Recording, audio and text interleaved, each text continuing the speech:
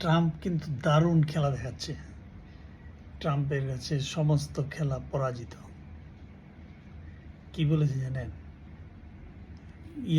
মাদুরোকে তুলে নিয়ে গেল না ভেনেজুয়েলার প্রেসিডেন্ট। তারপরে ওনার হলো, পরের পদক্ষেপই হচ্ছে জোরে সোরে তেল উত্তোলন করা শুরু হয়েছে ভেনেজুয়েলা থেকে।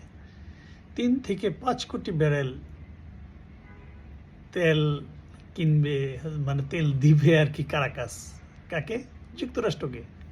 বাহ! আবার ঘটনা আছে। তেল কিন্তু কিনবে বাজারের যে মূল্য আছে সেটা দিয়ে। আরও ঘটনা আছে।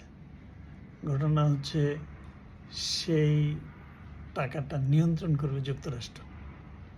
আরেকটা ইন্টারেস্টিং একটা যুক্তি আছে, যুক্তি দিয়েছেন ডোনাল্ড ট্রাম্প।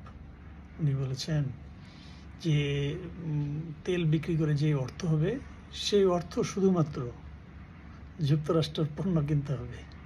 কত মজার মজার কথা! হ্যাঁ, শর্তগুলো কিন্তু খুব সুন্দর। মানে আমি তোমার কাছ থেকে তেলও নিব, তুমি আমার কাছ থেকে পণ্য কিনবো ওই টাকা দিয়া। এর থেকে মজার কিছু আছে?